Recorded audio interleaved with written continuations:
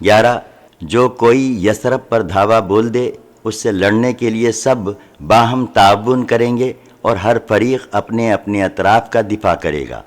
12 یہ معاہدہ کسی ظالم یا مجرم کے لیے آڑ نہ بنے گا۔ اس معاہدے کے طے ہو جانے سے مدینہ اور اس کے اطراف ایک وفاقی حکومت بن گئے جس کا دارالحکومت مدینہ تھا اور جس کے سربراہ رسول اللہ صلی اللہ علیہ وسلم تھے، اور جس میں کلمہ نافذہ اور غالب حکمرانی مسلمانوں کی تھی، اور اس طرح مدینہ واقعتاً اسلام کا دارالحکومت بن گیا۔ امن و سلامتی کے دائرے کو مزید وسعت دینے کے لیے نبی کریم صلی اللہ علیہ وسلم نے آئندہ دوسرے قبائل سے بھی حالات کے مطابق اسی طرح کے معاہدے کیے، جن میں سے بعض کا ذکر آگے چل کر آئے گا۔ مسلح کشاکش۔ ہجرت کے بعد مسلمانوں کے خلاف قریش کے فتنہ خیزیاں اور عبداللہ بن ابی سے نامہ و پیام۔ پچھلے صفحات میں بتایا جا چکا ہے کہ کفار مکہ نے مسلمانوں پر کیسے کیسے ظلم و ستم کے پہاڑ توڑے تھے، اور جب مسلمانوں نے ہجرت شروع کی تو ان کے خلاف کیسی کیسی کارروائیاں کی تھیں، جن کی بنا پر وہ مستحق ہو چکے تھے کہ ان کے اموال ضبط کر لیے جائیں اور ان پر بزن بول دیا جائے، مگر اب بھی ان کی حماقت کا سلسلہ بند نہ ہوا اور وہ اپنی ستم رانائیوں سے باز نہ آئے، بلکہ یہ دیکھ کر ان کا جوش غضب اور بھڑک اٹھا کہ مسلمان ان کی گرفت سے چھوٹ نکلے ہیں اور انہیں مدینے میں ایک پرامن جائے قرار مل گئی ہے۔ چنانچہ انہوں نے عبداللہ بن ابی کو، جو ابھی تک کھلم کھلا مشرک تھا، اس کی اس حیثیت کی بنا پر ایک دھمکی آمیز خط لکھا کہ وہ انصار کا سردار ہے، کیونکہ انصار اس کی سربراہی پر متفق ہو چکے تھے، اور اگر اسی دوران رسول اللہ صلی اللہ علیہ وسلم کی تشریف آوری نہ ہوئی ہوتی تو اس کو اپنا بادشاہ بھی بنا لیے ہوتے۔ مشرکین نے اپنے اس خط میں عبداللہ بن ابی اور اس کے مشرک رفقا کو مخاطب کرتے ہوئے دو ٹوک لفظوں میں لکھا: آپ لوگوں نے ہمارے صاحب کو پناہ دے رکھی ہے، اس لیے ہم اللہ کی قسم کھا کر کہتے ہیں کہ یا تو آپ لوگ اس سے لڑائی کیجئے یا اسے نکال دیجئے، یا پھر ہم اپنی پوری جمعیت کے ساتھ آپ لوگوں پر یورش کر کے آپ کے سارے مردان جنگی کو قتل کر دیں گے اور آپ کی عورتوں کی حرمت پامال کر ڈالیں گے۔ اس خط کے پہنچتے ہی عبداللہ بن ابی مکے کے اپنے ان مشرک بھائیوں کے حکم کی تعمیل کے لیے اٹھ پڑا، اس لیے کہ وہ پہلے ہی سے نبی صلی اللہ علیہ وسلم کے خلاف رنج اور کینہ لیے بیٹھا تھا، کیونکہ اس کے ذہن میں یہ بات بیٹھی ہوئی تھی کہ آپ صلی اللہ علیہ وسلم ہی نے اس سے بادشاہت چھینی ہے۔ چنانچہ جب یہ خط عبداللہ بن ابی اور اس کے بت پرست رفقا کو موصول ہوا تو وہ رسول اللہ صلی اللہ علیہ وسلم سے جنگ کے لیے جمع ہو گئے۔ جب نبی صلی اللہ علیہ وسلم کو اس کی خبر ہوئی تو آپ صلی اللہ علیہ وسلم ان کے پاس تشریف لے گئے اور فرمایا: قریش کی دھمکی تم لوگوں پر بہت گہرا اثر کر گئی ہے۔ تم خود اپنے آپ کو جتنا نقصان پہنچا دینا چاہتے ہو، قریش اس سے زیادہ تم کو نقصان نہیں پہنچا سکتے تھے۔ تم اپنے بیٹوں اور بھائیوں سے خود ہی لڑنا چاہتے ہو۔ نبی صلی اللہ علیہ وسلم کی یہ بات سن کر لوگ بکھر گئے۔ اس وقت تو عبداللہ بن ابی جنگ کے ارادے سے باز آ گیا، کیونکہ اس کے ساتھی ڈھیلے پڑ گئے تھے یا بات ان کے سمجھ میں آ گئی تھی، لیکن معلوم ہوتا ہے کہ قریش کے ساتھ اس کے روابط در پردہ قائم رہے، کیونکہ مسلمان اور مشرکین کے درمیان شر و فساد کا کوئی موقع وہ ہاتھ سے جانے نہ دینا چاہتا تھا۔ پھر اس نے اپنے ساتھ یہود کو بھی ساٹھ رکھا تھا تاکہ اس معاملے میں ان سے بھی مدد حاصل کرے، لیکن وہ تو نبی صلی اللہ علیہ وسلم کی حکمت تھی جو رہ رہ کر شر و فساد کی بھڑکنے والی آگ کو بجھا دیا کرتی تھی۔ مسلمانوں پر مسجد حرام کا دروازہ بند کیے جانے کا اعلان۔ اس کے بعد حضرت سعد بن معاذ رضی اللہ عنہ عمرہ کے لیے مکہ گئے اور امیہ بن خلف کے مہمان ہوئے۔ انہوں نے امیہ سے کہا: میرے لیے کوئی خلوت کا وقت دیکھو، ذرا میں بیت اللہ کا طواف کر لوں۔ امیہ دوپہر کے قریب انہیں لے کر نکلا تو ابو جہل سے ملاقات ہو گئی۔ اس نے امیہ کو مخاطب کر کے کہا: ابو صفوان، تمہارے ساتھ یہ کون ہے؟ امیہ نے کہا: یہ سعد ہیں۔ ابو جہل نے سعد کو مخاطب کر کے کہا: اچھا، میں دیکھ رہا ہوں کہ تم بڑے امن و اطمینان سے طواف کر رہے ہو، حالانکہ تم لوگوں نے بے دینیوں کو پناہ دے رکھی ہے اور یہ زعم رکھتے ہو کہ ان کی نصرت و اعانت بھی کرو گے۔ سنو، خدا کی قسم اگر تم ابو صفوان کے ساتھ نہ ہوتے تو اپنے گھر سلامت پلٹ کر نہ جا سکتے تھے۔ اس پر حضرت سعد رضی اللہ عنہ نے بآواز بلند کہا، سن، خدا کی قسم اگر تو نے مجھ کو اس سے روکا تو میں تجھے ایسی چیز سے روک دوں گا جو تجھ پر اس سے بھی زیادہ گراں ہوگی، یعنی اہل مدینہ کے پاس سے گزرنے والا تیرا تجارتی راستہ۔ مہاجرین کو قریش کی دھمکی۔ پھر قریش نے مسلمانوں کو کہلا بھیجا، تم معذور نہ ہونا کہ مکہ سے صاف بچ کر نکل آئے، ہم یثرب ہی میں پہنچ کر تمہارا ستیہ ناش کر دیتے ہیں۔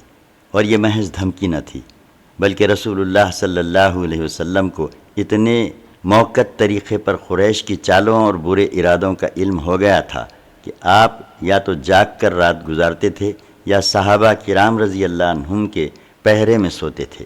چنانچہ صحیح بخاری و مسلم میں حضرت عائشہ رضی اللہ عنہا سے مروی ہے کہ مدینہ آنے کے بعد ایک رات رسول اللہ صلی اللہ علیہ وسلم جاگ رہے تھے کہ فرمایا، کاش آج رات میرے صحابہ رضی اللہ عنہم میں سے کوئی صالح آدمی میرے یہاں پہرا دیتا۔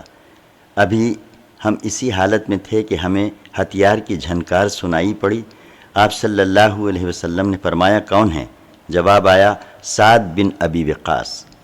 فرمایا، کیسے آنا ہوا؟ بولے، میرے دل میں آپ صلی اللہ علیہ وسلم کے متعلق خطرے کا اندیشہ ہوا تو میں آپ صلی اللہ علیہ وسلم کے یہاں پہرا دینے آ گیا۔ اس پر رسول اللہ صلی اللہ علیہ وسلم نے انہیں دعا دی، پھر سو گئے۔ یہ بھی یاد رہے کہ پہرے کا یہ انتظام بعض راتوں کے ساتھ مخصوص نہ تھا بلکہ مسلسل اور دائمی تھا۔ چنانچہ حضرت عائشہ رضی اللہ عنہا ہی سے مروی ہے کہ رات کو رسول اللہ صلی اللہ علیہ وسلم کے لیے پہرا دیا جاتا تھا، یہاں تک کہ یہ آیت نازل ہوئی جس کا ترجمہ ہے، اللہ آپ کو لوگوں سے محفوظ رکھے گا۔ تب آپ صلی اللہ علیہ وسلم نے قبے سے سر نکالا اور فرمایا، لوگو واپس جاؤ، اللہ عز و جل نے مجھے محفوظ کر دیا ہے۔ پھر یہ خطرہ صرف رسول اللہ صلی اللہ علیہ وسلم کی ذات تک محدود نہ تھا بلکہ سارے ہی مسلمانوں کو لاحق تھا۔ چنانچہ حضرت ابی بن کعب رضی اللہ عنہ سے مروی ہے کہ جب رسول اللہ صلی اللہ علیہ وسلم اور آپ صلی اللہ علیہ وسلم کے رفقا مدینہ تشریف لائے اور انصار نے انہیں اپنے یہاں پناہ دی تو سارے عرب نے انہیں ایک کمان سے مارا۔ چنانچہ یہ لوگ نہ ہتھیار کے بغیر رات گزارتے تھے اور نہ ہتھیار کے بغیر صبح کرتے تھے۔ جنگ کی اجازت۔ ان پرخطر حالات میں جو مدینہ میں مسلمانوں کے وجود کے لیے چیلنج بنے ہوئے تھے اور جن سے عیاں تھا کہ قریش کسی طرح ہوش کے ناخن لینے اور اپنی تمرد سے باز آنے کے لیے تیار نہیں، اللہ تعالیٰ نے مسلمانوں کو جنگ کی اجازت فرمائی لیکن اسے فرض قرار نہیں دیا۔ اس موقع پر اللہ تعالیٰ کا جو ارشاد نازل ہوا وہ یہ تھا، ترجمہ ہے، جن لوگوں سے جنگ کی جا رہی ہے انہیں بھی جنگ کی اجازت دی گئی کیونکہ وہ مظلوم ہیں اور یقیناً اللہ ان کی مدد پر قادر رہے۔ پھر اس آیت کے ضمن میں مزید چند آیتیں نازل ہوئیں جن میں بتایا گیا کہ یہ اجازت محض جنگ برائے جنگ کے طور پر نہیں ہے بلکہ اس سے مقصود باطل کے خاتمے اور اللہ کے شعائر کا قیام ہے۔ چنانچہ آگے چل کر ارشاد ہوا جس کا ترجمہ ہے، جنہیں ہم اگر زمین میں اقتدار سونپ دیں تو وہ نماز قائم کریں گے، زکوٰۃ ادا کریں گے، بھلائی کا حکم دیں گے اور برائی سے روکیں گے۔ صحیح بات جسے قبول کرنے کی سوا چارہ کار نہیں یہی ہے کہ یہ اجازت ہجرت کے بعد مدینہ میں نازل ہوئی تھی، مکے میں نازل نہیں ہوئی تھی۔ البتہ وقت نزول کا قطعی تعین مشکل ہے۔ جنگ کی اجازت تو نازل ہو گئی لیکن جن حالات میں نازل ہوئی وہ چونکہ محض قریش کی قوت اور تمرد کا نتیجہ تھے، اس لیے حکمت کا تقاضا یہ تھا کہ مسلمان اپنے تسلط کا دائرہ قریش کی اس تجارتی شاہراہ تک پھیلا دیں جو مکے سے شام تک آتی جاتی ہے۔ اسی لیے رسول اللہ صلی اللہ علیہ وسلم نے تسلط کے اس پھیلاؤ کے لیے دو منصوبے اختیار کیے۔ ایک، جو قبائل اس شاہراہ کے ارد گرد یا اس شاہراہ سے مدینہ تک کے درمیانی علاقے میں آباد تھے ان کے ساتھ حلف یعنی دوستی و تعاون اور جنگ نہ کرنے کا معاہدہ۔ دوسرا منصوبہ اس شاہراہ پر گشتی دستے بھیجنا۔ پہلے منصوبے کے ضمن میں یہ واقعہ قابل ذکر ہے کہ پچھلے صفحات میں یہود کے ساتھ کیے گئے جس معاہدے کی تفصیل گزر چکی ہے، آپ نے عسکری مہم شروع کرنے سے پہلے اسی طرح کی دوستی و تعاون اور عدم جنگ کا ایک معاہدہ قبیلے جہینہ کے ساتھ بھی کیا۔ ان کی آبادی مدینے سے 3 مرحلے پر یعنی 45 یا 50 میل کے فاصلے پر واقع تھی۔ اس کے علاوہ طلایہ گردی کے دوران بھی آپ نے متعدد معاہدے کیے جن کا ذکر آئندہ آئے گا۔ دوسرا منصوبہ سرایا اور غزوات سے تعلق رکھتا ہے جس کی تفصیلات اپنی اپنی جگہ آتی رہیں گی۔ سرایا اور غزوات۔ جنگ کی اجازت نازل ہونے کے بعد ان دونوں منصوبوں کی تنفیذ کے لیے مسلمانوں کی عسکری مہمات کا سلسلہ عملاً شروع ہو گیا۔ طلایہ گردی کی شکل میں فوجی دستے گشت کرنے لگے۔ اس کا مقصود وہی تھا جس کی طرف اشارہ کیا جا چکا ہے کہ مدینہ کے گرد و پیش کے راستوں پر عموماً اور مکے کے راستوں پر خصوصاً نظر رکھی جائے اور اس کے احوال کا پتہ لگایا جاتا رہے، اور ساتھ ہی ان راستوں پر واقع قبائل سے معاہدے کیے جائیں اور یثرب کے مشرکین و یہود اور آس پاس کے بدوؤں کو یہ احساس دلایا جائے کہ مسلمان طاقتور ہیں اور اب انہیں اپنی پرانی کمزوری سے نجات مل چکی ہے۔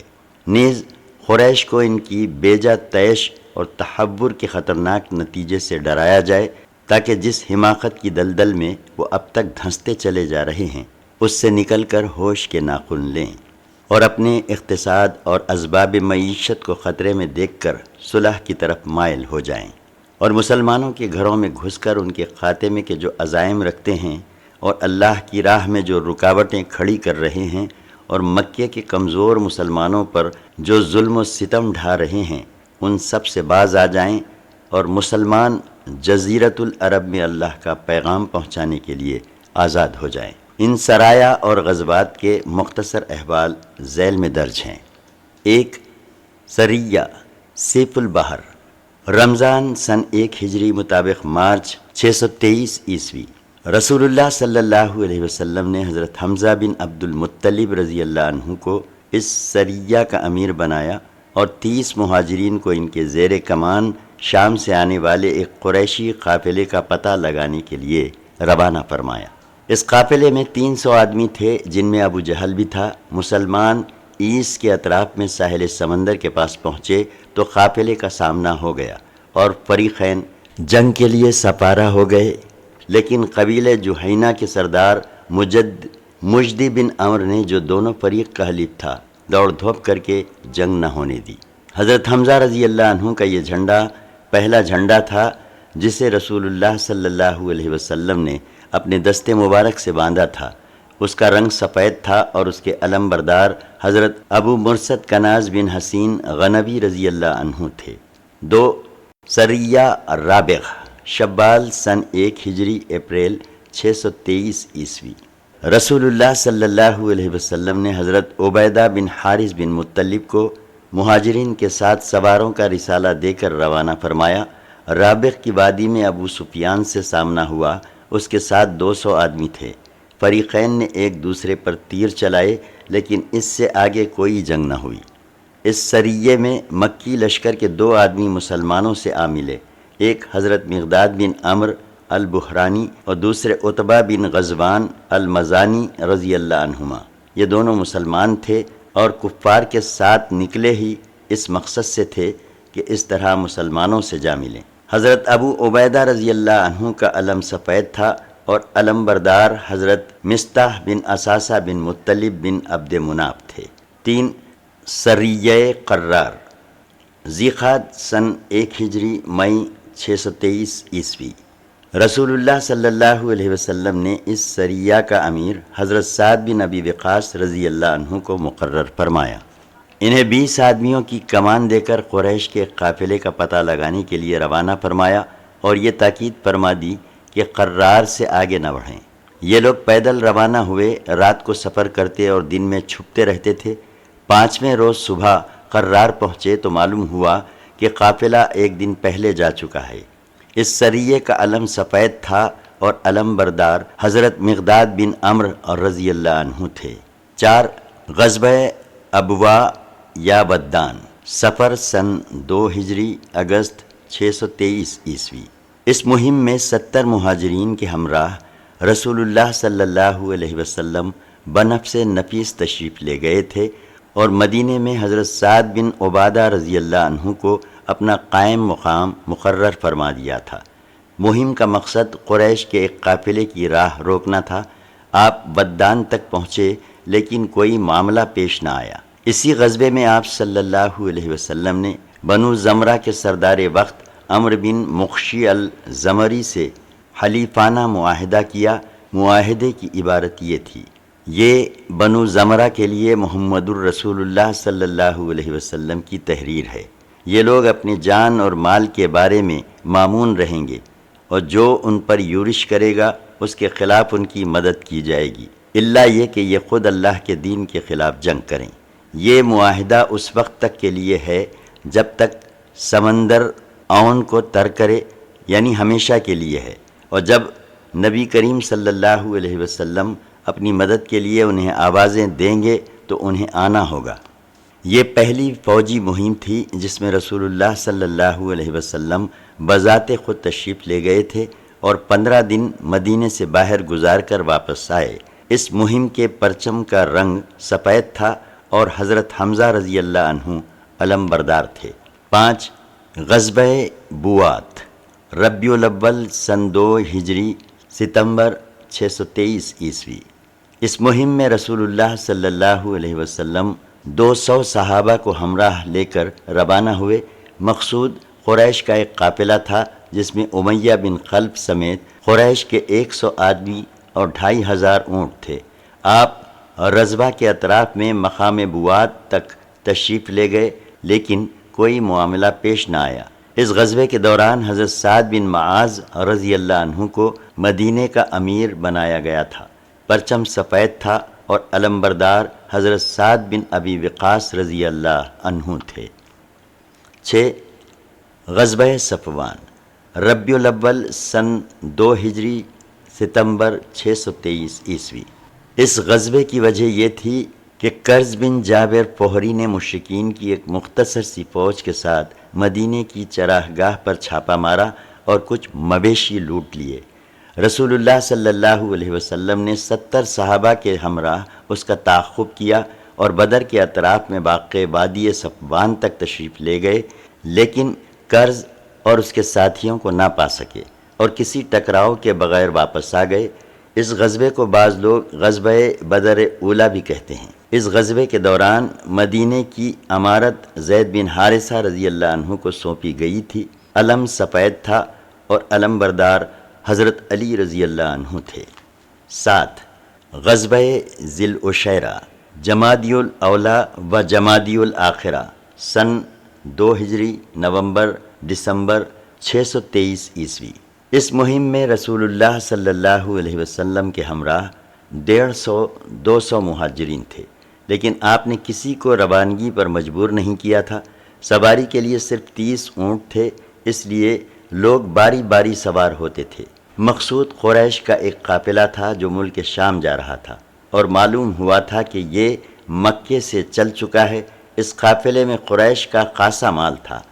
آپ اس کی طلب میں ذو العشیرہ تک پہنچے، لیکن آپ کے پہنچنے سے کئی دن پہلے ہی قافلہ جا چکا تھا۔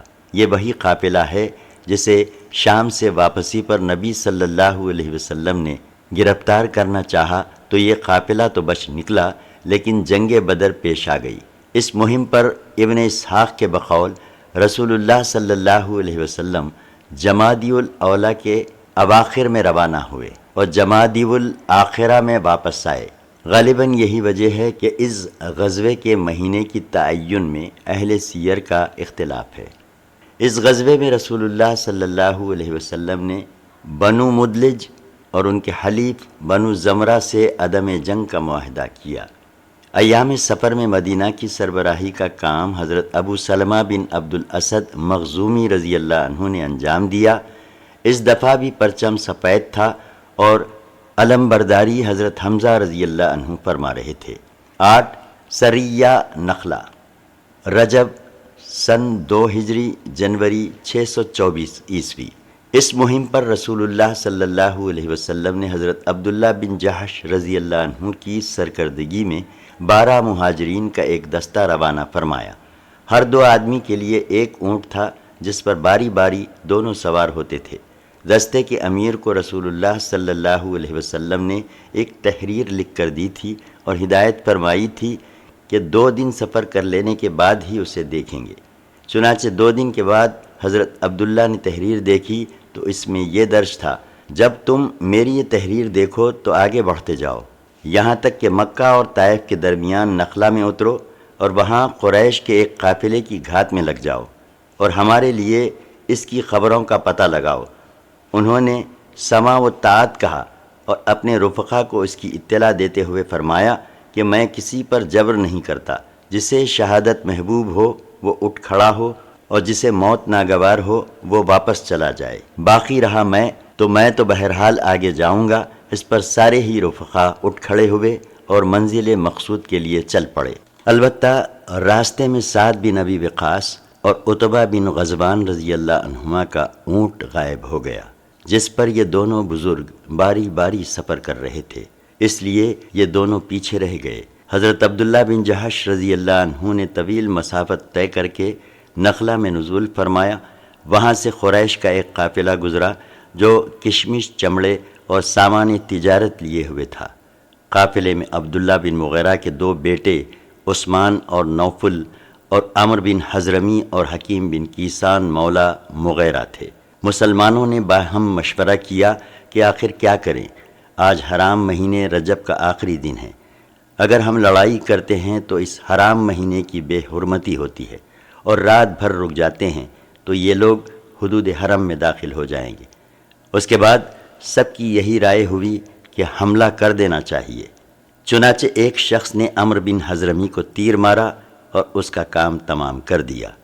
باقی لوگوں نے عثمان اور حکیم کو گرفتار کر لیا، البتہ نوفل بھاگ نکلا۔ اس کے بعد یہ لوگ دونوں قیدیوں اور سامان قافلہ کو لیے ہوئے مدینہ پہنچے۔ انہوں نے مال غنیمت سے خمس بھی نکال لیا تھا اور یہ اسلامی تاریخ کا پہلا خمس، پہلا مقتول اور پہلے قیدی تھے۔ رسول اللہ صلی اللہ علیہ وسلم نے ان کی اس حرکت پر نکیر کی اور فرمایا کہ میں نے تمہیں حرام مہینے میں جنگ کرنے کا حکم نہیں دیا تھا، اور سامان قافلہ اور قیدیوں کے سلسلے میں کسی بھی طرح کے تصرف سے ہاتھ روک لیا۔ ادھر اس حادثے سے مشرکین کو اس پروپیگنڈے کا موقع مل گیا کہ مسلمانوں نے اللہ کے حرام کیے ہوئے مہینے کو حلال کر لیا۔ چنانچہ بڑی چیمگوئیاں ہوئیں، یہاں تک کہ اللہ تعالیٰ نے وحی کے ذریعے اس پروپیگنڈے کی قلعی کھولی اور بتلایا کہ مشرکین جو کچھ کر رہے ہیں وہ مسلمانوں کی حرکت سے بدرجہ زیادہ بڑا جرم ہے۔ پارہ 2 آیت 217 کی آیت میں ارشاد ہوا، جس کا ترجمہ ہے، لوگ تم سے حرام مہینے میں قتال کے متعلق دریافت کرتے ہیں، کہہ دو اس میں جنگ کرنا بڑا گناہ ہے، اور اللہ کی راہ سے روکنا اور اللہ کے ساتھ کفر کرنا، مسجد حرام سے روکنا، اس کے باشندوں کو وہاں سے نکالنا، یہ سب اللہ کے نزدیک اور زیادہ بڑا جرم ہے اور فتنہ قتل سے بڑھ کر ہے۔ اس وحی نے صراحت کر دی کہ مسلمان مقاتلین کی سیرت کے بارے میں مشرکین نے جو شور برپا کر رکھا ہے اس کی کوئی گنجائش نہیں، کیونکہ قریش اسلام کے خلاف لڑائی میں اور مسلمانوں پر ظلم و ستم رانی میں ساری ہی حرمتیں پامال کر چکے ہیں۔ کیا جب ہجرت کرنے والے مسلمانوں کا مال چھینا گیا اور پیغمبر کو قتل کرنے کا فیصلہ کیا گیا تو یہ واقعہ شہر حرام یعنی مکہ سے باہر کہیں اور کا تھا؟ پھر کیا وجہ ہے کہ اب ان حرمات کا تقدس اچانک پلٹ آیا اور ان کا چاک کرنا باعث ننگ و عار ہو گیا؟ یقیناً مشرکین نے پروپیگنڈے کا جو طوفان برپا کر رکھا ہے وہ کھلی ہوئی بے حیائی اور صریح بے شرمی پر مبنی ہے۔ اس کے بعد رسول اللہ صلی اللہ علیہ وسلم نے دونوں قیدیوں کو آزاد کر دیا اور مقتول کے اولیاء کو اس کا خون بہا ادا کیا۔ یہ ہیں جنگ بدر سے پہلے کے سریے اور غزوے، ان میں سے کسی میں بھی لوٹ مار اور قتل و غارت گیری کی نوبت نہیں آئی، جب تک کہ مشرکین نے کرز بن جابر فہری کی قیادت میں ایسا نہیں کیا۔ اس لیے اس کی ابتدا بھی مشرکین ہی کی جانب سے ہوئی، جبکہ اس سے پہلے بھی وہ طرح طرح کی ستم رانائیوں کا ارتکاب کر چکے تھے۔ ادھر سریہ عبداللہ بن جہش کے واقعات کے بعد مشرکین کا خوف حقیقت بن گیا اور ان کے سامنے ایک واقعی خطرہ مجسم ہو کر آ گیا۔ انہیں جس پھندے میں پھنسنے کا اندیشہ تھا اس میں اب وہ واقعی پھنس چکے تھے۔ انہیں معلوم ہو گیا کہ مدینے کی قیادت انتہائی بیدار مغز ہے اور ان کی ایک ایک تجارتی نقل و حرکت پر نظر رکھتی ہے۔ مسلمان چاہیں تو 300 میل کا راستہ طے کر کے ان کے علاقے کے اندر انہیں مار کاٹ سکتے ہیں، قید کر سکتے ہیں، مال لوٹ سکتے ہیں اور ان سب کے بعد صحیح سالم واپس بھی جا سکتے ہیں۔ مشرکین کی سمجھ میں آ گیا کہ ان کی شامی تجارت اب مستقل خطرے کی زد میں ہے، لیکن ان سب کے باوجود وہ اپنی حماقت سے باز آنے اور جوہینہ اور بنو زمرہ کی طرح صلح و صفائی کی راہ اختیار کرنے کی بجائے اپنے جذبہ غیظ و غضب اور جوش حقد و عداوت میں کچھ اور آگے بڑھ گئے، اور ان کے صنادید و اکابر نے اپنی اس دھمکی کو عملی جامہ پہنانے کا فیصلہ کر لیا کہ مسلمانوں کے گھروں میں گھس کر ان کا صفایا کر دیا جائے گا۔ چنانچہ یہی طیش تھا جو انہیں میدان بدر تک لے آیا۔ باقی رہے مسلمان تو اللہ تعالیٰ نے حضرت عبداللہ بن جہش رضی اللہ عنہ کے سریے کے بعد شعبان سن 2 ہجری میں ان پر جنگ فرض قرار دے دی اور اس سلسلے میں کئی واضح آیات نازل فرمائیں۔ ارشاد ہوا، پارہ 2 آیت 19 سے لے کر 193 تک، اللہ کی راہ میں ان سے جنگ کرو جو تم سے جنگ کرتے ہیں اور حد سے آگے نہ بڑھو، یقیناً اللہ حد سے آگے بڑھنے والوں کو پسند نہیں کرتا، اور انہیں جہاں پاؤ قتل کرو، اور جہاں سے انہوں نے تمہیں نکالا ہے وہاں سے تم بھی انہیں نکال دو، اور فتنہ قتل سے زیادہ سخت ہے، اور ان سے مسجد حرام کے پاس قتال نہ کرو یہاں تک کہ وہ تم سے مسجد حرام میں قتال کریں، پس اگر وہ وہاں قتال کریں تو تم وہاں بھی انہیں قتل کرو، کافروں کی جزا ایسی ہی ہے، پس اگر وہ باز آ جائیں تو بے شک اللہ غفور الرحیم ہے، اور ان سے لڑائی کرو یہاں تک کہ فتنہ نہ رہے اور دین اللہ کے لیے ہو جائے، پس اگر وہ باز آ جائیں تو کوئی تعدی نہیں ہے مگر ظالموں ہی پر۔ اس کے بعد جلد ہی دوسری نوع کی آیات نازل ہوئیں جن میں جنگ کا طریقہ بتایا گیا ہے اور اس کی ترغیب دی گئی ہے اور بعض احکامات بھی بیان کیے گئے ہیں۔ چنانچہ پارہ 47 آیت 4 سے لے کر 7 تک ارشاد ہے، پس جب تم لوگ کفر کرنے والوں سے ٹکراؤ تو گردنیں مارو یہاں تک کہ جب انہیں اچھی طرح کچل لو تو جکڑ کر باندھو، اس کے بعد یا تو احسان کرو یا فدیہ لو یہاں تک کہ لڑائی اپنے ہتھیار رکھ دے، یہ ہے تمہارا کام، اور اگر اللہ چاہتا تو خود ہی ان سے انتقام لے لیتا، لیکن وہ چاہتا ہے کہ تم میں سے بعض کو بعض کے ذریعے آزمائے، اور جو لوگ اللہ کی راہ میں قتل کیے جائیں گے اللہ ان کے اعمال کو ہرگز رائے گاں نہ کرے گا، اللہ ان کی رہنمائی کرے گا اور ان کا حال درست کرے گا اور ان کو جنت میں داخل کرے گا جس سے ان کو واقف کرا چکا ہے۔ اے اہل ایمان، اگر تم نے اللہ کی مدد کی تو اللہ تمہاری مدد کرے گا اور تمہارے قدم ثابت رکھے گا۔ اس کے بعد اللہ تعالیٰ نے ان لوگوں کی مذمت فرمائی جن کے دل جنگ کا حکم سن کر کانپنے اور دھڑکنے لگے تھے۔ فرمایا، پارہ 47 آیت 20 ارشاد ہے، تو جب کوئی محکوم صورت نازل کی جاتی ہے اور اس میں قتال کا ذکر ہوتا ہے تو تم دیکھتے ہو کہ جن لوگوں کے دلوں میں بیماری ہے وہ تمہاری طرف اس طرح دیکھتے ہیں جیسے وہ شخص دیکھتا ہے جس پر موت کی غشی طاری ہو رہی ہو۔ حقیقت یہ ہے کہ جنگ کی فرضیت و ترغیب اور اس کی تیاری کا حکم حالات کے تقاضے کے عین مطابق تھا، حتیٰ کہ اگر حالات پر گہری نظر رکھنے والا کوئی کمانڈر ہوتا تو وہ بھی اپنی فوج کو ہر طرح کی ہنگامی حالات کا فوری مقابلہ کرنے کے لیے تیار رہنے کا حکم دیتا، لہٰذا وہ پروردگار برتر کیوں نہ ایسا حکم دیتا جو ہر کھلی اور ڈھکی بات سے واقف ہے۔ حقیقت یہ ہے کہ حالات حق و باطل کے درمیان ایک خونریز اور فیصلہ کن معرکے کا تقاضا کر رہے تھے، خصوصاً سریہ عبداللہ بن جہش رضی اللہ عنہ کے بعد، جو کہ مشرکین کی غیرت و حمیت پر ایک سنگین ضرب تھی اور جس نے انہیں کباب سیخ بنا رکھا تھا۔ احکام جنگ کی آیات کے سیاق و سباق سے اندازہ ہوتا تھا کہ خونریز معرکے کا وقت قریب ہی ہے اور اس میں آخری فتح و نصرت مسلمانوں ہی کو نصیب ہوگی۔ آپ اس بات پر نظر ڈالیے کہ اللہ تعالیٰ نے کس طرح مسلمانوں کو حکم دیا ہے کہ جہاں سے مشرکین نے تمہیں نکالا ہے اب تم بھی وہاں سے انہیں نکال دو۔ پھر کس طرح اس نے قیدیوں کے باندھنے اور مخالفین کو کچل کر سلسلہ جنگ کو خاتمے تک پہنچانے کی ہدایت دی ہے، جو ایک غالب اور فاتح فوج سے تعلق رکھتی ہے۔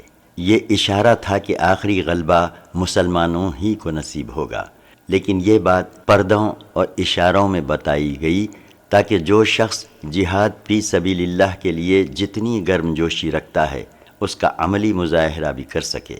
پھر انہی دنوں شعبان سن 2 ہجری فروری 664 عیسوی میں اللہ تعالیٰ نے حکم دیا کہ قبلہ بیت المقدس کے بجائے خانہ کعبہ کو بنایا جائے اور نماز میں اسی طرف رخ پھیرا جائے۔ اس کا فائدہ یہ ہوا کہ کمزور اور منافق یہود جو مسلمانوں کی صف میں محض اضطراب و انتشار پھیلانے کے لیے داخل ہو گئے تھے، کھل کر سامنے آ گئے اور مسلمانوں سے علیحدہ ہو کر اپنی اصل حالت پر واپس چلے گئے، اور اس طرح مسلمانوں کی صفیں بہت سے غداروں اور خیانت کوشوں سے پاک ہو گئیں۔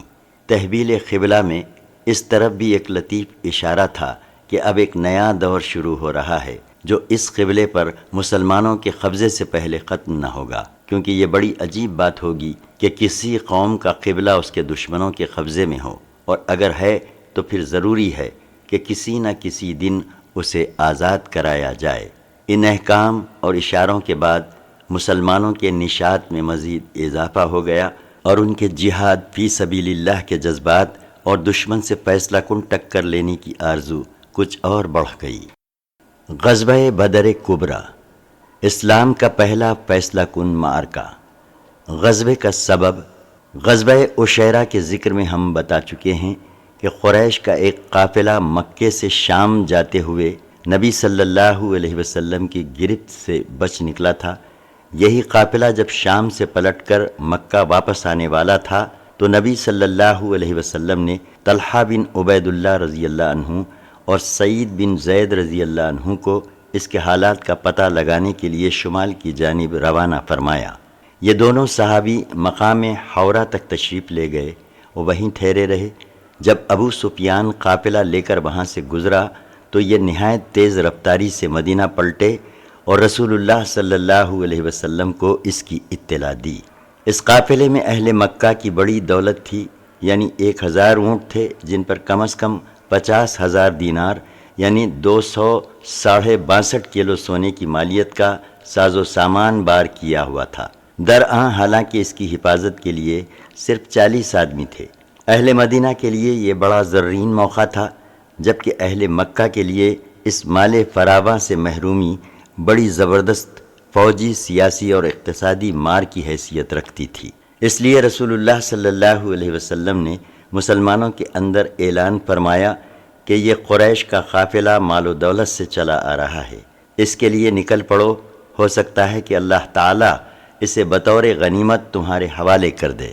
لیکن آپ صلی اللہ علیہ وسلم نے کسی پر روانگی ضروری نہیں قرار دی، بلکہ اسے محض لوگوں کی رغبت پر چھوڑ دیا، کیونکہ اس اعلان کے وقت یہ توقع نہیں تھی کہ قافلے کے بجائے لشکر قریش کے ساتھ میدان بدر میں ایک نہایت پرزور ٹکر ہو جائے گی، اور یہی وجہ ہے کہ بہت سے صحابہ کرام رضی اللہ عنہم مدینہ ہی میں رہ گئے۔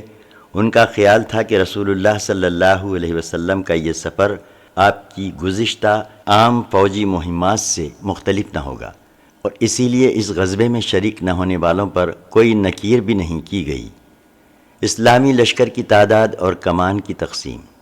رسول اللہ صلی اللہ علیہ وسلم روانگی کے لیے تیار ہوئے تو آپ صلی اللہ علیہ وسلم کے ہمراہ کچھ اوپر 300 افراد تھے، یعنی 313 یا 314 یا 317، جن میں سے 82 یا 83 یا 86 مہاجرین تھے اور بقیہ انصار۔ پھر انصار میں سے 61 قبیلے اوس سے تھے اور 170 قبیلے خزرج سے۔ اس لشکر نے غزوے کا نہ کوئی خاص اہتمام کیا تھا، نہ مکمل تیاری۔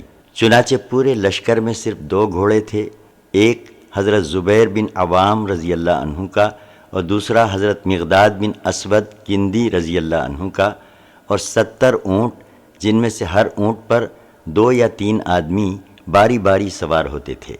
ایک اونٹ رسول اللہ صلی اللہ علیہ وسلم، حضرت علی رضی اللہ عنہ اور حضرت مرثد بن ابی مرثد غنوی رضی اللہ عنہ کے حصے میں آیا تھا، جن پر تینوں حضرات باری باری سوار ہوتے تھے۔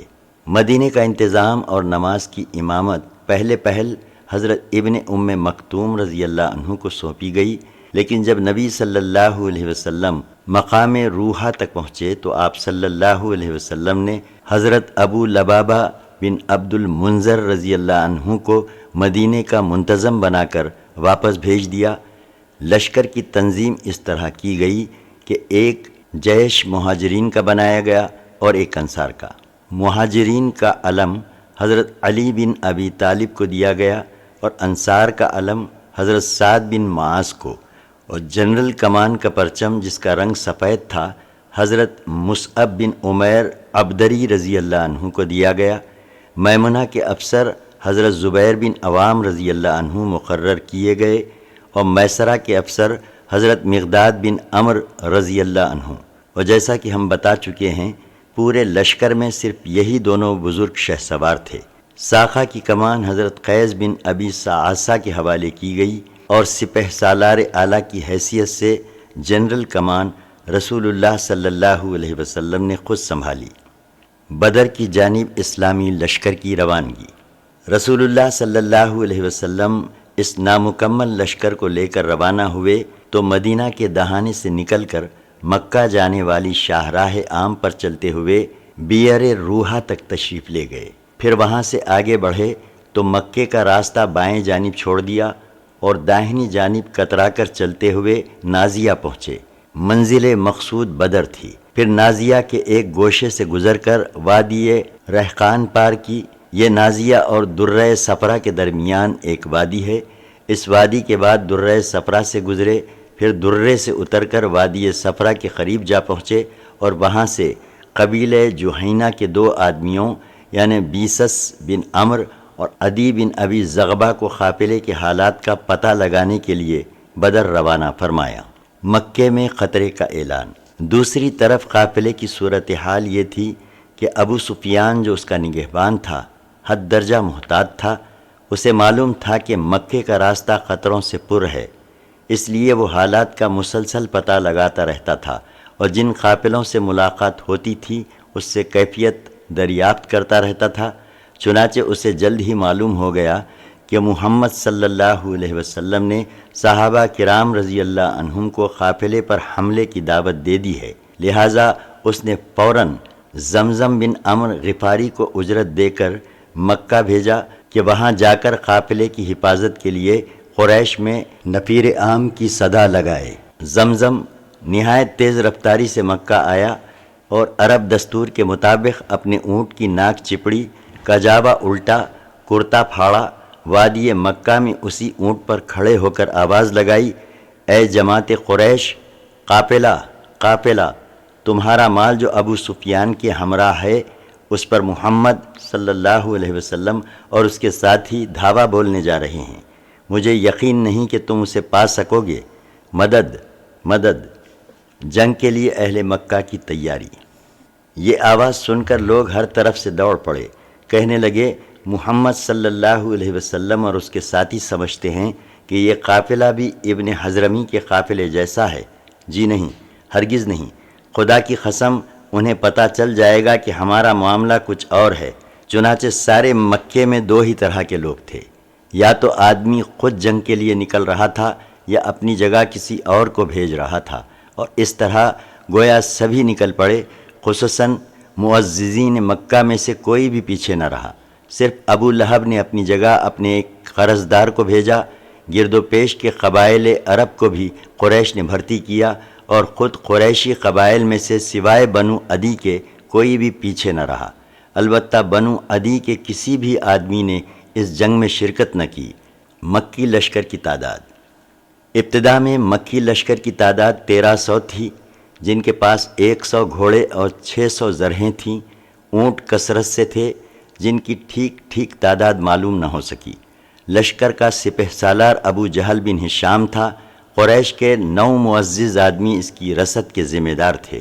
ایک دن 9 اور ایک دن 10 اونٹ ذبح کیے جاتے تھے۔ قبائل بنو بکر کا مسئلہ۔ جب مکی لشکر روانگی کے لیے تیار ہو گیا تو قریش کو یاد آیا کہ قبائل بنو بکر سے ان کی دشمنی اور جنگ چل رہی ہے، اس لیے انہیں خطرہ محسوس ہوا کہ کہیں یہ قبائل پیچھے سے حملہ نہ کر دیں اور اس طرح وہ 2 آگ کے بیچ میں نہ پڑ جائیں۔ قریب تھا کہ یہ خیال قریش کو ان کے ارادے جنگ سے روک دے، لیکن عین اسی وقت ابلیس لعین بن کنانہ کے سردار سراقہ بن مالک بن جعصم ملدجی کی شکل میں نمودار ہوا اور بولا، میں بھی تمہارا رفیق کار ہوں اور اس بات کی ضمانت دیتا ہوں کہ بنو کنانہ تمہارے پیچھے کوئی ناگوار کام نہ کریں گے۔ جیش مکہ کی روانگی۔ اس ضمانت کے بعد اہل مکہ اپنے گھروں سے نکل پڑے اور جیسا کہ اللہ کا ارشاد ہے، اتراتے ہوئے، لوگوں کو اپنی شان دکھاتے ہوئے اور اللہ کی راہ سے روکتے ہوئے مدینہ کی جانب روانہ ہوئے، جیسا کہ رسول اللہ صلی اللہ علیہ وسلم کا ارشاد ہے، اپنی دھار اور ہتھیار لے کر اللہ سے خار کھاتے ہوئے اور اس کے رسول صلی اللہ علیہ وسلم سے خار کھاتے ہوئے، جوش انتقام سے چور اور جذبہ حمیت و غضب سے مخمور، اس پر کچکچائے ہوئے کہ رسول اللہ صلی اللہ علیہ وسلم اور آپ صلی اللہ علیہ وسلم کے صحابہ رضی اللہ عنہم نے اہل مکہ کے قافلوں پر آنکھ اٹھانے کی جرت کیسے کی؟ بہرحال یہ لوگ نہایت تیز رفتاری سے شمال کے رخ پر بدر کی جانب چلے جا رہے تھے کہ وادی عسفان اور قدید سے گزر کر جحفہ پہنچے تو ابو سفیان کا ایک نیا پیغام موصول ہوا، جس میں کہا گیا تھا کہ آپ لوگ اپنے قافلے، اپنے آدمیوں اور اپنی اموال کی حفاظت کی غرض سے نکلے ہیں، اور چونکہ اللہ نے ان سب کو بچا لیا ہے لہٰذا آپ واپس پلٹ جائیے۔ قافلہ بچ نکلا۔ ابو سفیان کے بچ نکلنے کی تفصیل یہ ہے کہ وہ شام سے کاروانی شاہراہ پر چلا تو آ رہا تھا، لیکن مسلسل چوکنا اور بیدار تھا۔ اس نے اپنی فراہمی و اطلاعات کی کوششیں بھی دو چند کر رکھی تھیں۔ جب وہ بدر کے قریب پہنچا تو خود قافلے سے آگے جا کر مجدی بن عمر سے ملاقات کی اور اس سے لشکر مدینہ کی بابت دریافت کیا۔ مجدی نے کہا، میں نے کوئی خلاف معمول آدمی تو نہیں دیکھا، البتہ 2 سوار دیکھے جنہوں نے ٹیلے کے پاس اپنے جانور بٹھائے، پھر اپنے مشکیزے میں پانی بھر کر چلے گئے۔ ابو سفیان لپک کر وہاں پہنچا اور ان کے اونٹوں کی مینگنیاں اٹھا کر توڑیں تو اس میں کھجور کی گٹلی برآمد ہوئی۔ ابو سفیان نے کہا، خدا کی قسم یہ یثرب کا چارہ ہے۔ اس کے بعد وہ تیزی سے قافلے کی طرف پلٹا اور اسے مغرب کی طرف موڑ کر اس کا رخ ساحل کی طرف کر دیا اور بدر سے گزرنے والی کاروانی شاہراہ کو بائیں ہاتھ چھوڑ دیا۔ اس طرح قافلے کو مدنی لشکر کے قبضے میں جانے سے بچا لیا اور فوراً ہی مکی لشکر کو اپنے بچ نکلنے کی اطلاع دیتے ہوئے اسے واپس جانے کا پیغام دیا، جو اسے جحفہ میں موصول ہوا۔ مکی لشکر کا ارادہ واپسی اور باہمی پھوٹ۔ یہ پیغام سن کر مکی لشکر چاہا کہ واپس چلا جائے، لیکن قریش کا طاغوت اکبر ابو جہل کھڑا ہو گیا اور نہایت کبر و غرور سے بولا، خدا کی قسم ہم واپس نہ ہوں گے یہاں تک کہ بدر جا کر وہاں 3 روز قیام کریں گے اور اس دوران اونٹ ذبح کریں گے اور لوگوں کو کھانا کھلائیں گے اور شراب پلائیں گے، لونڈیاں ہمارے لیے گانے گائیں گی اور سارا عرب ہمارا اور ہمارے سفر و اجتماع کا حال سنے گا، اور اس طرح ہمیشہ کے لیے ان پر ہماری دھاک بیٹھ جائے گی۔ لیکن ابو جہل کے علی الرغم اخنس بن شریح نے یہی مشورہ دیا کہ واپس چلے چلو، مگر لوگوں نے اس کی بات نہ مانی، اس لیے وہ بنو زہرہ کے لوگوں کو ساتھ لے کر واپس ہو گیا، کیونکہ وہ بنو زہرہ کا حلیف اور اس لشکر میں ان کا سردار تھا۔ بنو زہرہ کی کل تعداد کوئی 300 تھی، ان کا کوئی بھی آدمی جنگ بدر میں حاضر نہ ہوا۔ بعد میں بنو زہرہ اخنس بن شریح کی رائے پر حد درجہ شاداں و فرحاں تھے اور ان کے اندر اس کی تعظیم و اطاعت ہمیشہ برقرار رہی۔ بنو زہرہ کے علاوہ بنو ہاشم نے بھی چاہا کہ واپس چلے جائیں، لیکن ابو جہل نے بڑی سختی کی اور کہا کہ جب تک ہم واپس نہ ہوں گے یہ گروہ ہم سے الگ نہ ہونے پائے۔ غرض لشکر نے اپنا سفر جاری رکھا، بنو زہرہ کی واپسی کے بعد اب اس کی تعداد 1000 رہ گئی تھی اور اس کا رخ بدر کی جانب تھا۔ بدر کے قریب پہنچ کر اس نے ایک ٹیلے کے پیچھے پڑاؤ ڈالا۔ یہ ٹیلا وادی بدر کے حدود پر جنوبی دہانے کے پاس واقع ہے۔ اسلامی لشکر کے لیے حالات کی نزاکت۔ ادھر مدینے کے ذرائع اطلاعات نے رسول اللہ صلی اللہ علیہ وسلم کو، جبکہ آپ صلی اللہ علیہ وسلم راستے ہی میں تھے اور وادی زفران سے گزر رہے تھے، قافلے اور لشکر دونوں کے متعلق اطلاعات فراہم کیں۔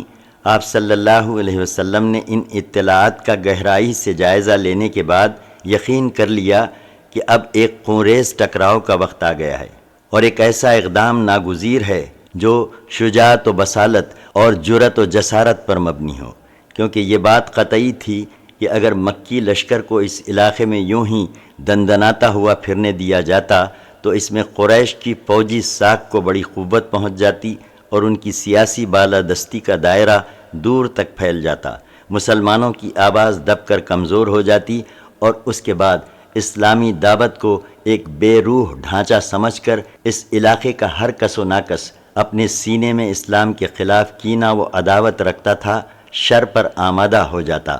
پھر ان سب باتوں کے علاوہ آخر اس کی کیا ضمانت تھی کہ مکی لشکر مدینے کی جانب پیش قدمی نہیں کرے گا اور اس معرکے کو مدینہ کی 4 دیواری تک منتقل کر کے مسلمانوں کو ان کے گھروں میں گھس کر تباہ کرنے کی جرأت اور کوشش نہیں کرے گا؟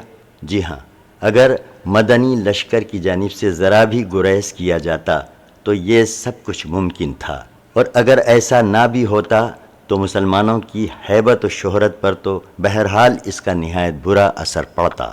مجلس شورا کا اجتماع۔ حالات کی اس اچانک اور پرخطر تبدیلی کے پیش نظر رسول اللہ صلی اللہ علیہ وسلم نے ایک اعلیٰ فوجی مجلس شورا منعقد کی، جس میں درپیش صورتحال کا تذکرہ فرمایا اور کمانڈروں اور عام فوجیوں سے تبادلہ خیال کیا۔ اس موقع پر ایک گروہ خونریز ٹکراؤ کا نام سن کر کانپ اٹھا اور اس کا دل لرزنے اور دھڑکنے لگا۔ اسی گروہ کے متعلق اللہ تعالیٰ کا ارشاد ہے، سورہ انفال آیت 5 اور 6، جیسا کہ تجھے تیرے رب نے تیرے گھر سے حق کے ساتھ نکالا اور مومنین کا ایک گروہ ناگوار سمجھ رہا تھا، وہ تجھ سے حق کے بارے میں اس کے واضح ہو چکنے کے بعد جھگڑ رہے تھے، گویا وہ آنکھوں دیکھتے موت کی طرف ہانکے جا رہے ہیں۔ لیکن جہاں تک قائدین لشکر کا تعلق ہے تو حضرت ابو بکر رضی اللہ عنہ اٹھے اور نہایت اچھی بات کہی، پھر حضرت عمر بن خطاب رضی اللہ عنہ اٹھے، انہوں نے بھی نہایت عمدہ بات کہی، پھر حضرت مقداد بن عمر رضی اللہ عنہ اٹھے اور عرض پردار ہوئے، اے اللہ کے رسول صلی اللہ علیہ وسلم، اللہ نے آپ کو جو راہ دکھلائی ہے اس پر روا دما رہیے، ہم آپ کے ساتھ ہیں، خدا کی قسم ہم آپ سے وہ بات نہیں کہیں گے جو بنو اسرائیل نے موسیٰ علیہ السلام سے کہی تھی۔ سورہ مائدہ آیت 24، تم اور تمہارا رب جاؤ اور لڑو، ہم یہیں بیٹھے ہیں، بلکہ ہم یہ کہیں گے کہ آپ اور آپ کے پروردگار چلیں اور لڑیں اور ہم بھی آپ کے ساتھ ساتھ لڑیں گے۔ اس ذات کی قسم جس نے آپ کو حق کے ساتھ مبعوث فرمایا ہے، اگر آپ ہم کو برق غیمات تک لے چلیں تو ہم راستے والوں سے لڑتے بھیڑتے آپ کے ساتھ وہاں بھی چلیں گے۔ رسول اللہ صلی اللہ علیہ وسلم نے ان کے حق میں کلمہ خیر ارشاد فرمایا اور دعا دی۔ یہ تینوں کمانڈر مہاجرین سے تھے جن کی تعداد لشکر میں کم تھی۔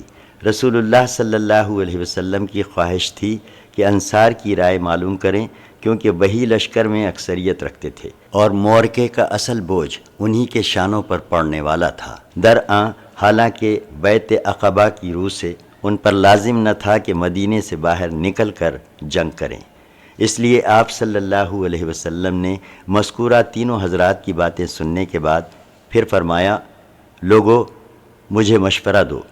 مقصود انصار تھے، اور یہ بات انصار کے کمانڈر اور علمبردار حضرت سعد بن معاذ رضی اللہ عنہ نے بھانپ لی۔ چنانچہ انہوں نے عرض کیا کہ بخدا ایسا معلوم ہوتا ہے کہ اے اللہ کے رسول صلی اللہ علیہ وسلم، آپ کا روئے سخن ہماری طرف ہے۔ آپ صلی اللہ علیہ وسلم نے فرمایا، ہاں۔ انہوں نے کہا، ہم تو آپ صلی اللہ علیہ وسلم پر ایمان لائے ہیں، آپ کی تصدیق کی ہے اور یہ گواہی دی ہے کہ آپ صلی اللہ علیہ وسلم جو کچھ لے کر آئے ہیں سب حق ہے، اور اس پر ہم نے آپ کو اپنی سماع و طاقت کا عہد و میثاق دیا ہے، لہٰذا اے اللہ کے رسول صلی اللہ علیہ وسلم، آپ کا جو ارادہ ہے اس کے لیے پیش قدمی فرمائیے۔ اس ذات کی قسم جس نے آپ کو حق کے ساتھ مبعوث فرمایا ہے، اگر آپ ہمیں ساتھ لے کر اس سمندر میں کودنا چاہیں تو ہم اس میں بھی آپ صلی اللہ علیہ وسلم کے ساتھ کود پڑیں گے، ہمارا ایک آدمی بھی پیچھے نہ رہے گا۔ ہمیں قطعاً کوئی ہچکچاہٹ نہیں کہ کل آپ ہمارے ساتھ دشمن سے ٹکرا جائیں۔ ہم جنگ میں پامرد اور لڑنے میں جواں مرد ہیں، اور ممکن ہے کہ اللہ آپ کو ہمارا وہ جوہر دکھلائے جس سے آپ کی آنکھیں ٹھنڈی ہو جائیں، بس آپ ہمیں ہمراہ لے چلیں، اللہ برکت دے۔ ایک روایت میں یوں ہے کہ حضرت سعد بن معاذ رضی اللہ عنہ نے رسول اللہ صلی اللہ علیہ وسلم سے عرض کیا، غالباً آپ کو اندیشہ ہے کہ انصار اپنا یہ فرض سمجھتے ہیں کہ وہ آپ کی مدد محض اپنے دیار میں کریں، اس لیے میں انصار کی طرف سے بول رہا ہوں اور ان کی طرف سے جواب دے رہا ہوں۔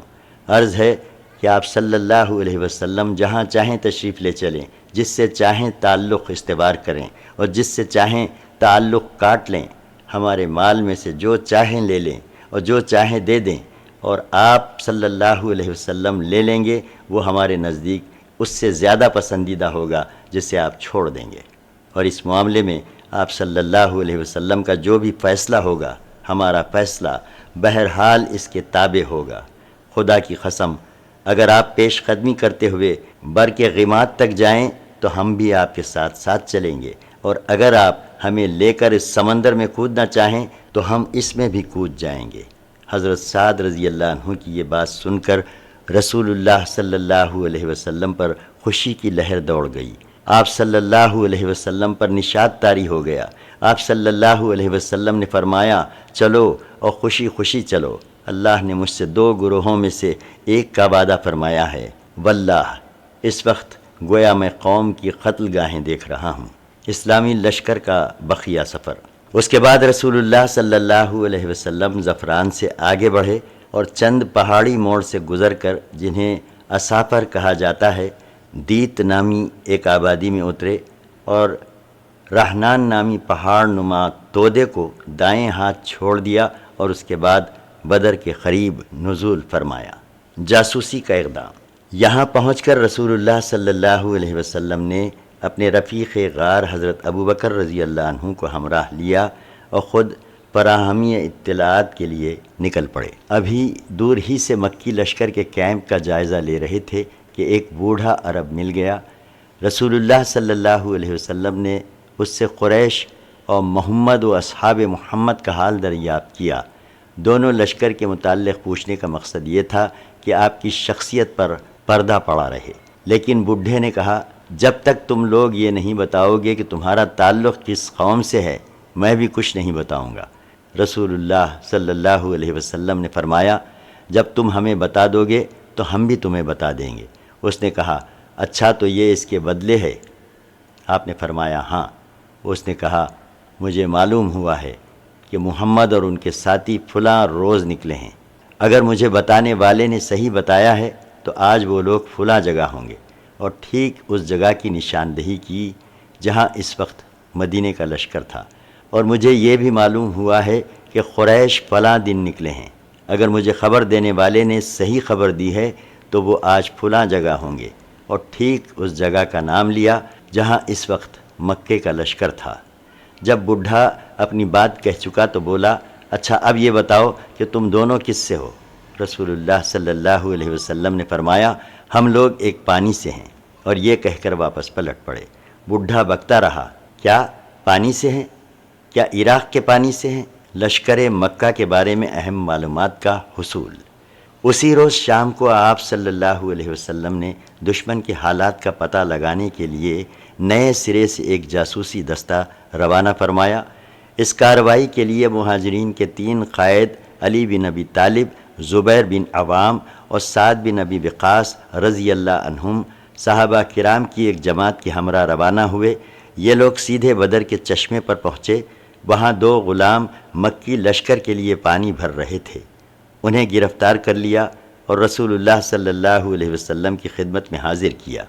اس وقت آپ نماز پڑھ رہے تھے۔ صحابہ نے ان دونوں سے حالات دریافت کیے۔ انہوں نے کہا کہ ہم قریش کے سقے ہیں، انہوں نے ہمیں پانی بھرنے کے لیے بھیجا ہے۔ قوم کو یہ جواب پسند نہ آیا۔ انہیں توقع تھی کہ یہ دونوں ابو سفیان کے آدمی ہوں گے، کیونکہ ان کے دلوں میں اب بھی بچی کچھی آرزو رہ گئی تھی کہ قافلے پر غلبہ حاصل ہو۔ چنانچہ صحابہ نے ان دونوں کی ذرا سخت پٹائی کر دی اور انہوں نے مجبور ہو کر کہہ دیا کہ ہاں، ہم ابو سفیان کے آدمی ہیں۔ اس کے بعد مارنے والوں نے ہاتھ روک لیا۔ رسول اللہ صلی اللہ علیہ وسلم نماز سے فارغ ہوئے تو بطور عتاب فرمایا، جب ان دونوں نے صحیح بات بتائی تو آپ لوگوں نے پٹائی کر دی، اور جب جھوٹ کہا تو چھوڑ دیا۔ خدا کی قسم، ان دونوں نے صحیح کہا تھا کہ یہ قریش کے آدمی ہیں۔ اس کے بعد آپ نے ان دونوں غلاموں سے فرمایا، اچھا اب مجھے قریش کے متعلق بتاؤ۔ انہوں نے کہا، یہ ٹیلا جو وادی کے آخری دہانے پر دکھائی دے رہا ہے، قریش اسی کے پیچھے ہیں۔ آپ صلی اللہ علیہ وسلم نے دریافت فرمایا، لوگ کتنے ہیں؟ انہوں نے کہا، بہت ہیں۔ آپ نے پوچھا، تعداد کتنی ہے؟ انہوں نے کہا، ہمیں معلوم نہیں۔ آپ صلی اللہ علیہ وسلم نے فرمایا، روزانہ کتنے اونٹ ذبح کرتے ہیں؟ انہوں نے کہا، ایک دن 9 اور ایک دن 10۔ آپ صلی اللہ علیہ وسلم نے فرمایا، تب تو لوگوں کی تعداد 900 اور 1000 کے درمیان ہے۔ پھر آپ صلی اللہ علیہ وسلم نے پوچھا، ان کے اندر معززین قریش میں سے کون کون ہیں؟ انہوں نے کہا، ربیہ کے دونوں صاحبزادے عتبہ اور شیبہ اور ابو البختری بن ہشام، حکیم بن حزام، نوفل بن قویلد، حارث بن عامر، طعیمہ بن عدی، نضر بن حارث، زمعہ بن اسود، ابو جہل بن ہشام، امیہ بن خلف اور مزید کچھ لوگوں کے نام گنوائے۔ رسول اللہ صلی اللہ علیہ وسلم نے صحابہ کی طرف متوجہ ہو کر فرمایا، مکہ نے اپنے جگر کے ٹکڑوں کو تمہارے پاس لا کر ڈال دیا ہے۔ باران رحمت کا نزول۔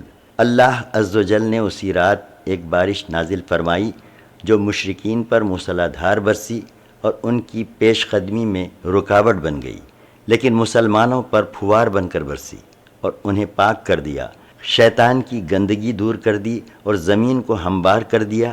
اس کی وجہ سے ریت میں سختی آ گئی اور قدم ٹکنے کے لائق ہو گئے، قیام خوشگوار ہو گیا اور دل مضبوط ہو گئے۔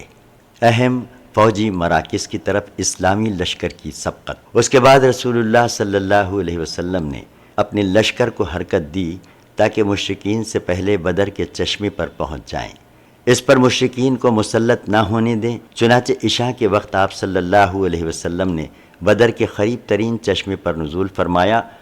اس موقع پر حضرت حباب بن منذر رضی اللہ عنہ نے ایک ماہر فوجی کی حیثیت سے دریافت کیا کہ یا رسول اللہ صلی اللہ علیہ وسلم، کیا اس مقام پر آپ اللہ کے حکم سے نازل ہوئے ہیں کہ ہمارے لیے اس سے آگے پیچھے ہٹنے کی گنجائش نہیں، یا آپ صلی اللہ علیہ وسلم نے اسے محض ایک جنگی حکمت عملی کے طور پر اختیار فرمایا ہے؟ آپ صلی اللہ علیہ وسلم نے فرمایا، یہ محض جنگی حکمت عملی کے طور پر ہے۔ انہوں نے کہا، یہ مناسب جگہ نہیں ہے۔ آپ صلی اللہ علیہ وسلم آگے تشریف لے چلیں اور قریش کے سب سے قریب جو چشمہ ہو اس پر پڑاؤ ڈالیں، پھر ہم بقیہ چشمے پاٹ دیں گے اور اپنے چشمے پر حوض بنا کر پانی بھر لیں گے۔ اس کے بعد ہم قریش سے جنگ کریں گے تو ہم پانی پیتے رہیں گے اور انہیں پانی نہ ملے گا۔ رسول اللہ صلی اللہ علیہ وسلم نے فرمایا، تم نے بہت ٹھیک مشورہ دیا۔ اس کے بعد آپ صلی اللہ علیہ وسلم لشکر سمیت اٹھے اور آدھی رات گئے، دشمن کے سب سے قریب ترین چشمے پر پہنچ کر پڑاؤ ڈال دیا۔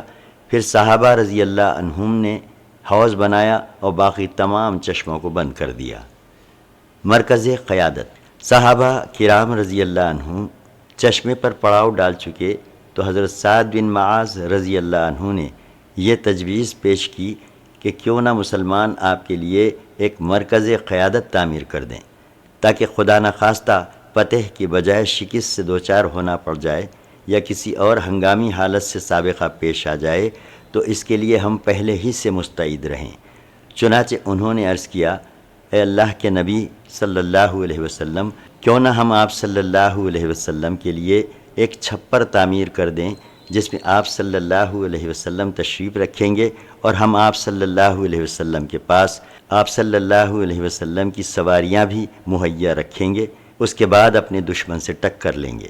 اگر اللہ نے ہمیں عزت بخشی اور دشمن پر غلبہ عطا فرمایا تو یہ وہ چیز ہوگی جو ہمیں پسند ہے، اور اگر دوسری صورت پیش آ گئی تو آپ صلی اللہ علیہ وسلم سوار ہو کر ہماری قوم کے ان لوگوں کے پاس جا رہیں گے جو پیچھے رہ گئے ہیں۔ در حقیقت آپ کے پیچھے اے اللہ کے نبی صلی اللہ علیہ وسلم ایسے لوگ رہ گئے ہیں کہ ہم آپ کی محبت میں ان سے بڑھ کر نہیں۔ اگر انہیں یہ اندازہ ہوتا کہ آپ صلی اللہ علیہ وسلم جنگ سے دوچار ہوں گے تو وہ ہرگز پیچھے نہ رہتے۔ اللہ ان کے ذریعے آپ صلی اللہ علیہ وسلم کی حفاظت فرمائے گا۔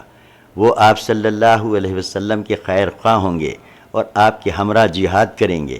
اس پر رسول اللہ صلی اللہ علیہ وسلم نے ان کی تعریف فرمائی اور ان کے لیے دعائے خیر کی، اور مسلمانوں نے میدان جنگ کے شمال مشرق میں ایک اونچے ٹیلے پر چھپر بنایا جہاں سے پورا میدان جنگ دکھائی پڑتا تھا۔ پھر آپ کے اس مرکز قیادت کی نگرانی کے لیے حضرت سعد بن معاذ رضی اللہ عنہ کی کمان میں انصاری نوجوانوں کا ایک دستہ منتخب کر دیا گیا۔ لشکر کی ترتیب اور شب گزاری۔ اس کے بعد رسول اللہ صلی اللہ علیہ وسلم نے لشکر کی ترتیب فرمائی اور میدان جنگ میں تشریف لے گئے۔ وہاں آپ صلی اللہ علیہ وسلم اپنے ہاتھ سے اشارہ فرماتے جا رہے تھے کہ یہ کل فلاں کی قتل گاہ ہے انشاءاللہ، اور یہ کل فلاں کی قتل گاہ ہے انشاءاللہ۔ اس کے بعد رسول اللہ صلی اللہ علیہ وسلم نے وہیں ایک درخت کی جڑ کے پاس رات گزاری، اور مسلمانوں نے بھی پرسکون نفس اور تابناک افق کے ساتھ رات گزاری۔ ان کے دل اعتماد سے پر تھے، انہوں نے راحت و سکون سے اپنا حصہ حاصل کیا۔ انہیں یہ توقع تھی کہ صبح اپنی آنکھوں سے اپنے رب کی بشارتیں دیکھیں گے۔ پارہ 8 آیت 11۔ جب اللہ تم پر اپنی طرف سے امن و بے خوفی کے طور پر نیند طاری کر رہا تھا اور تم پر آسمان سے پانی برسا رہا تھا تاکہ تمہیں اس کے ذریعے پاک کر دے اور تم سے شیطان کی گندگی دور کر دے اور تمہارے دل مضبوط کر دے اور تمہارے قدم جما دے۔ یہ رات جمعہ 17 رمضان سن 2 ہجری کی رات تھی، اور آپ اس مہینے کی 8 یا 12 تاریخ کو مدینہ سے روانہ ہوئے تھے۔ میدان جنگ میں مکی لشکر کی آمد اور ان کا باہمی اختلاف۔ دوسری طرف قریش نے وادی کے دہانے کے باہر اپنے کیمپ میں رات گزاری اور صبح اپنے تمام دستوں سمیت ٹیلے سے اتر کر بدر کی جانب روانہ ہوئے۔ ایک گروہ رسول اللہ صلی اللہ علیہ وسلم کے حوض کی جانب بڑھا۔ آپ صلی اللہ علیہ وسلم نے فرمایا انہیں چھوڑ دو، مگر ان میں سے جس نے بھی پانی پیا وہ اس جنگ میں مارا گیا۔ صرف حکیم بن حزام باقی بچا جو بعد میں مسلمان ہوا اور بہت اچھا مسلمان ہوا۔ اس کا دستور تھا کہ جب بہت پختہ قسم کھانی ہوتی تو کہتا قسم ہے اس ذات کی جس نے مجھے بدر کے دن سے نجات دی۔ بہرحال جب قریش مطمئن ہو چکے تو انہوں نے مدنی لشکر کی قوت کا اندازہ لگانے کے لیے عمیر بن وہب جمحی کو روانہ کیا۔ عمیر نے گھوڑے پر سوار ہو کر لشکر کا چکر لگایا، پھر واپس جا کر بولا کچھ کم یا کچھ زیادہ 300 آدمی ہیں، لیکن ذرا ٹھہرو میں دیکھ لوں ان کی کوئی کمینگاہ یا کمک تو نہیں۔ اس کے بعد وہ وادی میں گھوڑا دوڑاتا ہوا دور تک نکل گیا، لیکن اسے کچھ دکھائی نہ پڑا۔ چنانچہ اس نے واپس جا کر کہا میں نے کچھ پایا تو نہیں، لیکن اے قریش کے لوگوں میں نے بلائیں دیکھی ہیں جو موت کو لادے ہوئے ہیں۔ یثرب کے اونٹ اپنے اوپر خالص موت سوار کیے ہوئے ہیں۔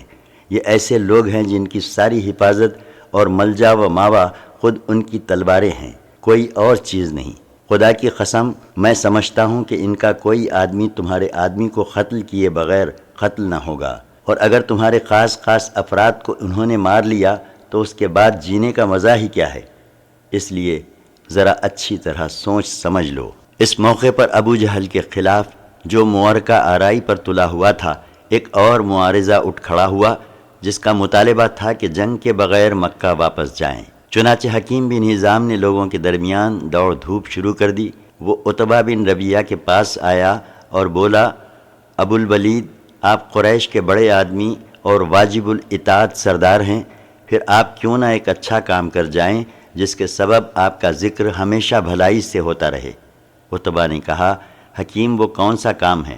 اس نے کہا آپ لوگوں کو واپس لے جائیں اور اپنے حلیف عمرو بن حضرمی کا معاملہ جو سریہ نخلہ میں مارا گیا تھا اپنے ذمے لے لیں۔ عتبہ نے کہا مجھے منظور ہے، تم میری طرف سے اس کی ضمانت لو، وہ میرا حلیف ہے، میں اس کی دیت کا بھی ذمہ دار ہوں اور اس کا جو مال ضائع ہوا اس کا بھی۔ اس کے بعد عتبہ نے حکیم بن حزام سے کہا تم حنظلیہ کے پوت کے پاس جاؤ، کیونکہ لوگوں کے معاملات کو بگاڑنے اور بھڑکانے کے سلسلے میں مجھے اس کے علاوہ کسی اور سے کوئی اندیشہ نہیں۔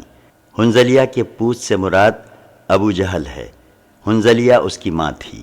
اس کے بعد عتبہ بن ربیعہ نے کھڑے ہو کر تقریر کی اور کہا قریش کے لوگوں، تم لوگ محمد اور ان کے ساتھیوں سے لڑ کر کوئی کارنامہ انجام نہ دو گے۔ خدا کی قسم اگر تم نے انہیں مار لیا تو صرف ایسے ہی چہرے دکھائی پڑیں گے جنہیں دیکھنا پسند نہ ہوگا، کیونکہ آدمی نے اپنے چچیرے بھائی کو یا خالہ زاد بھائی کو یا اپنے ہی کنبے قبیلے کے کسی آدمی کو قتل کیا ہوگا۔ اس لیے واپس چلے چلو اور محمد صلی اللہ علیہ وسلم اور سارے عرب سے کنارہ کش ہو رہو۔ اگر عرب نے انہیں مار لیا تو یہ وہی چیز ہوگی جسے تم چاہتے ہو، اور اگر دوسری صورت پیش آئی تو محمد صلی اللہ علیہ وسلم تمہیں اس حالت میں پائیں گے کہ تم نے جو سلوک ان سے کرنا چاہا تھا اسے کیا نہ تھا۔ ادھر حکیم بن حزام ابو جہل کے پاس پہنچا تو ابو جہل اپنی زرہ درست کر رہا تھا۔ حکیم نے کہا کہ اے ابو الحکم، مجھے عتبہ نے تمہارے پاس یہ پیغام دے کر بھیجا ہے۔ ابو جہل نے کہا خدا کی قسم محمد صلی اللہ علیہ وسلم اور اس کے ساتھیوں کو دیکھ کر عتبہ کا سینہ سوج آیا ہے۔ نہیں، ہرگز نہیں، بخدا ہم واپس نہ ہوں گے یہاں تک کہ اللہ ہمارے اور محمد صلی اللہ علیہ وسلم کے درمیان فیصلہ فرما دے۔ عتبہ نے جو کچھ کہا ہے محض اس لیے کہا ہے کہ وہ محمد صلی اللہ علیہ وسلم اور اس کے ساتھیوں کو اونٹ خور سمجھتا ہے، اور خود عتبہ کا بیٹا بھی انہی کے درمیان ہے، اس لیے وہ تمہیں ان سے ڈراتا ہے۔ عتبہ کے صاحبزادے ابو حذیفہ قدیم الاسلام تھے اور ہجرت کر کے مدینہ تشریف لا چکے تھے۔ عتبہ کو جب پتہ چلا کہ ابو جہل کہتا ہے خدا کی قسم عتبہ کا سینہ سوج آیا ہے، تو بولا اس چوتڑ سے پاؤں نکالنے والے کو یا چوتڑ پر خوشبو لگانے والے کو بہت جلد معلوم ہو جائے گا کہ کس کا سینہ سوج آیا ہے، میرا یا اس کا۔ ادھر ابو جہل نے اس خوف سے کہ کہیں یہ معارضہ طاقتور نہ ہو جائے، اس گفتگو کے بعد جھٹ عامر بن حضرمی کو جو سریہ عبداللہ بن جہش کے مقتول عمرو بن حضرمی کا بھائی تھا بلا بھیجا اور کہا کہ یہ تمہارا حلیف عتبہ چاہتا ہے کہ لوگوں کو واپس لے جائے، حالانکہ تم اپنا انتقام اپنی آنکھ سے دیکھ چکے ہو، لہٰذا اٹھو اور اپنی مظلومیت اور اپنے بھائی کے قتل کی دہائی دو۔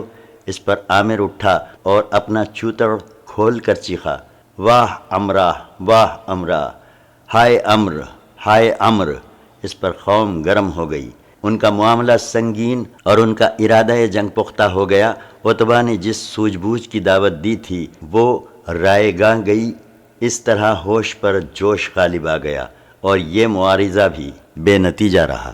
دونوں لشکر آمنے سامنے۔ بہرحال جب مشرکین کا لشکر نمودار ہوا اور دونوں فوج ایک دوسرے کو دکھائی پڑنے لگیں تو رسول اللہ صلی اللہ علیہ وسلم نے فرمایا، اے اللہ، یہ قریش ہیں جو اپنے پورے غرور و تکبر کے ساتھ تیری مخالفت کرتے ہوئے اور تیرے رسول کو جھٹلاتے ہوئے آ گئے ہیں۔ اے اللہ، تیری مدد جس کا تو نے وعدہ کیا ہے، اے اللہ آج انہیں اینٹ کر رکھ دے۔ نیز رسول اللہ صلی اللہ علیہ وسلم نے عتبہ بن ربیعہ کو اس کے ایک سرخ اونٹ پر دیکھ کر فرمایا، اگر قوم میں سے کسی کے پاس خیر ہے تو سرخ اونٹ والے کے پاس ہے، اگر لوگوں نے اس کی بات مان لی تو صحیح راہ پائیں گے۔ اس موقع پر رسول اللہ صلی اللہ علیہ وسلم نے مسلمانوں کی صفیں درست فرمائیں۔ صف کی درستگی کے دوران ایک عجیب واقعہ پیش آیا۔ آپ صلی اللہ علیہ وسلم کے ہاتھ میں ایک تیر تھا جس کے ذریعے آپ صف سیدھی فرما رہے تھے کہ سواد بن غزیہ کے پیٹ پر جو سب سے کچھ آگے نکلے ہوئے تھے تیر کا دباؤ ڈالتے ہوئے فرمایا، سواد برابر ہو جاؤ۔ سواد نے کہا، اے اللہ کے رسول صلی اللہ علیہ وسلم، آپ نے مجھے تکلیف پہنچا دی، بدلہ دیجئے۔ آپ صلی اللہ علیہ وسلم نے اپنا پیٹ کھول دیا اور فرمایا بدلہ لے لو۔ سواد آپ صلی اللہ علیہ وسلم سے چمٹ گئے اور آپ صلی اللہ علیہ وسلم کے پیٹ کا بوسہ لینے لگے۔ آپ صلی اللہ علیہ وسلم نے فرمایا سواد اس حرکت پر تمہیں کس بات نے آمادہ کیا؟ انہوں نے کہا اے اللہ کے رسول صلی اللہ علیہ وسلم، جو کچھ درپیش ہے آپ صلی اللہ علیہ وسلم دیکھ ہی رہے ہیں۔ میں نے چاہا کہ ایسے موقع پر آپ صلی اللہ علیہ وسلم سے آخری سابقہ یہ ہو کہ میری جلد آپ صلی اللہ علیہ وسلم کی جلد سے چھو جائے۔ اس پر رسول اللہ صلی اللہ علیہ وسلم نے ان کے لیے دعائے خیر فرمائی۔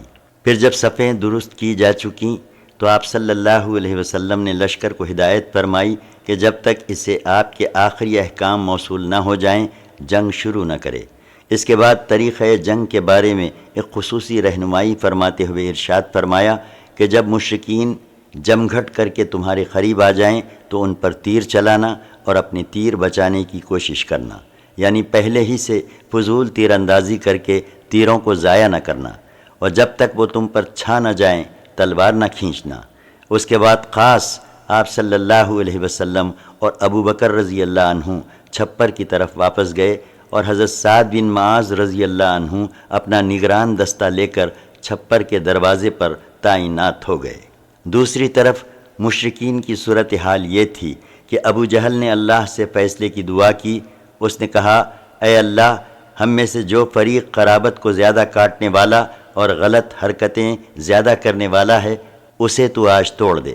اے اللہ، ہم میں سے جو فریق تیرے نزدیک زیادہ محبوب اور زیادہ پسندیدہ ہے آج اس کی مدد فرما۔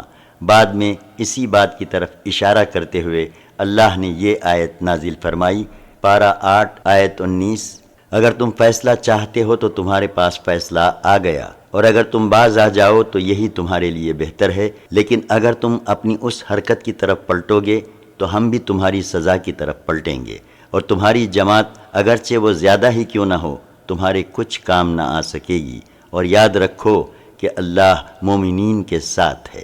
نقطۂ صفر اور مورکے کا پہلا ایندھن۔ اس مورکے کا ایندھن ایندھن اسود بن عبد الاسد مخزومی تھا۔ یہ شخص بڑا اڑیل اور بدخلق تھا۔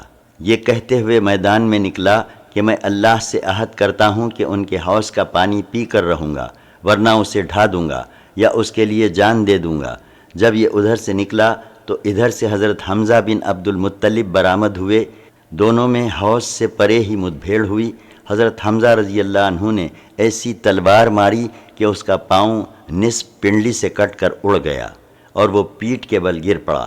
اس کے پاؤں سے خون کا فوارہ نکل رہا تھا جس کا رخ اس کے ساتھیوں کی طرف تھا، لیکن اس کے باوجود وہ گھٹنوں کے بل گھسیٹ کر حوض کی طرف بڑھا اور اس میں داخل ہوا ہی چاہتا تھا تاکہ اپنی قسم پوری کر لے کہ اتنے میں حضرت حمزہ رضی اللہ عنہ نے دوسری ضرب لگائی اور وہ حوض کے اندر ہی ڈھیر ہو گیا۔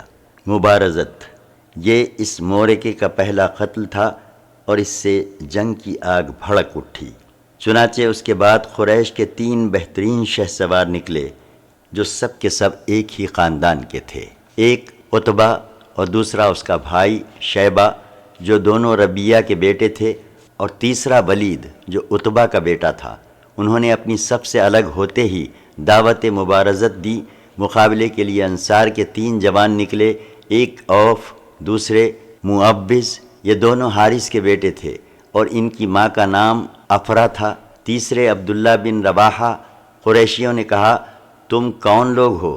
انہوں نے کہا انصار کی ایک جماعت ہیں۔ قریشیوں نے کہا آپ لوگ شریف مد مقابل ہیں، لیکن ہمیں آپ سے سروکار نہیں، ہم تو اپنے چچیرے بھائیوں کو چاہتے ہیں۔ پھر ان کی منادی نے آواز لگائی محمد صلی اللہ علیہ وسلم، ہمارے پاس ہماری قوم کے ہمسروں کو بھیجو۔ رسول اللہ صلی اللہ علیہ وسلم نے فرمایا عبیدہ بن حارث اٹھو، حمزہ اٹھو، علی اٹھو۔ جب یہ لوگ اٹھے اور قریشیوں کے قریب تو انہوں نے پوچھا آپ کون لوگ ہیں؟ انہوں نے اپنا تعارف کرایا۔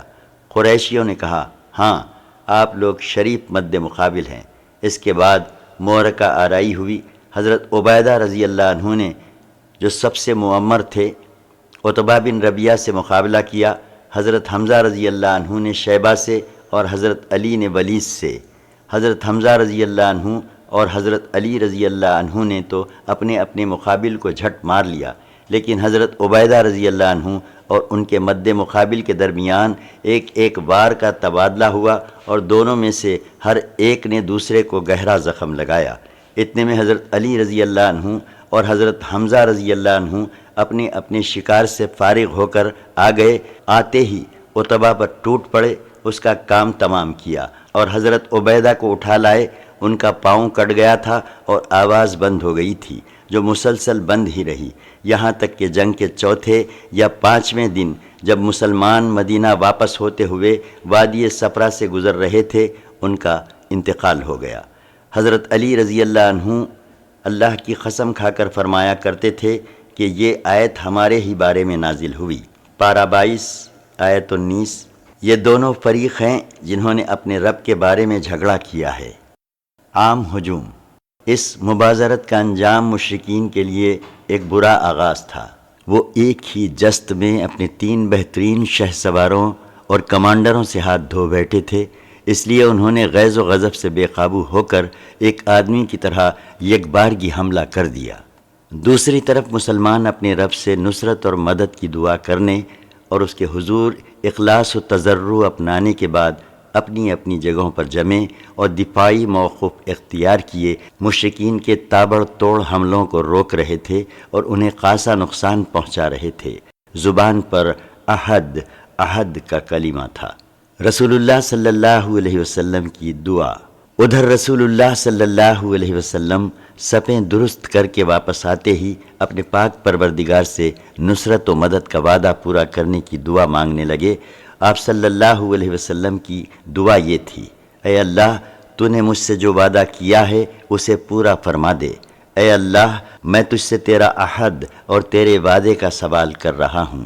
پھر جب گھمسان کی جنگ شروع ہو گئی، نہایت زور کا رن پڑا اور لڑائی شباب پر آ گئی، تو آپ صلی اللہ علیہ وسلم نے یہ دعا فرمائی: اے اللہ، اگر آج یہ گروہ ہلاک ہو گیا تو تیری عبادت نہ کی جائے گی۔ اے اللہ، اگر تو چاہے تو آج کے بعد تیری عبادت کبھی نہ کی جائے۔ آپ صلی اللہ علیہ وسلم نے خوب تضرع کے ساتھ دعا کی، یہاں تک کہ دونوں کندھوں سے چادر گر گئی۔ حضرت ابوبکر صدیق رضی اللہ عنہ نے چادر درست کی اور عرض پردار ہوئے: اے اللہ کے رسول صلی اللہ علیہ وسلم، بس فرمائیے۔ آپ صلی اللہ علیہ وسلم نے اپنے رب سے بڑے الہا کے ساتھ دعا فرما لی۔ ادھر اللہ نے فرشتوں کو وحی کی۔ پارہ 8 آیت 12۔ میں تمہارے ساتھ ہوں، تم اہل ایمان کے قدم جماؤ، میں کافروں کے دل میں رعب ڈال دوں گا۔ اور رسول اللہ صلی اللہ علیہ وسلم کے پاس وحی بھیجی۔ پارہ 8 آیت 9 کہ میں 1000 فرشتوں سے تمہاری مدد کروں گا جو آگے پیچھے آئیں گے۔ فرشتوں کا نزول۔ اس کے بعد رسول اللہ صلی اللہ علیہ وسلم کو ایک جھپکی آئی۔ پھر آپ صلی اللہ علیہ وسلم نے سر اٹھایا اور فرمایا: ابو بکر خوش ہو جاؤ، یہ جبرائیل علیہ السلام ہیں، گرد و غبار میں اٹے ہوئے۔ ابن اسحاق کی روایت میں یہ ہے کہ آپ صلی اللہ علیہ وسلم نے فرمایا: ابو بکر خوش ہو جاؤ، تمہارے پاس اللہ کی مدد آ گئی۔ یہ جبرائیل علیہ السلام ہیں، اپنے گھوڑے کی لگام تھامے اور اس کے آگے آگے چلتے ہوئے آ رہے ہیں اور گرد و غبار میں اٹے ہوئے ہیں۔ اس کے بعد رسول اللہ صلی اللہ علیہ وسلم چھپر کے دروازے سے باہر تشریف لائے۔ آپ صلی اللہ علیہ وسلم نے زرہ پہن رکھی تھی۔ آپ صلی اللہ علیہ وسلم پرجوش طور پر آگے بڑھ رہے تھے اور فرماتے جا رہے تھے۔ پارہ 54 آیت 45۔ ان قریب یہ جتھا شکست کھا جائے گا اور پیٹھ پھیر کر بھاگے گا۔ اس کے بعد آپ صلی اللہ علیہ وسلم نے ایک مٹھی کنکریلی مٹی لی اور قریش کی طرف رخ کر کے فرمایا: چہرے بگڑ جائیں، اور ساتھ ہی مٹی ان کے چہروں کی طرف پھینک دی۔ پھر مشرکین میں سے کوئی بھی نہیں تھا جس کی دونوں آنکھوں، نتھنے اور منہ میں اس ایک مٹھی مٹی میں سے کچھ نہ کچھ گیا نہ ہو۔ اسی کی بابت اللہ تعالیٰ کا ارشاد ہے۔ پارہ 8 آیت 17۔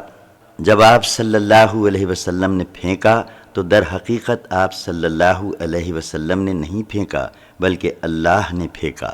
جوابی حملہ۔